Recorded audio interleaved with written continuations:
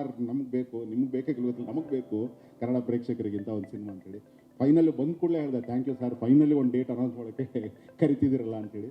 ಇದು ಜಸ್ಟ್ ವಿಜುವಲ್ಸಲ್ಲೇ ಏನು ಕಟ್ಕೊಡ್ಬೋದು ಕನ್ನಡ ಸಿನಿಮಾ ಅನ್ನೋದನ್ನು ತೋರಿಸ್ಕೊಟ್ಟಕ್ಕೆ ನಿಮ್ಮ ಇಡೀ ತಂಡಕ್ಕೆ, ಒಬ್ಬ ಕನ್ನಡ ಪ್ರೇಕ್ಷಕನಿಗೆ ತುಂಬ ಥ್ಯಾಂಕ್ಸ್.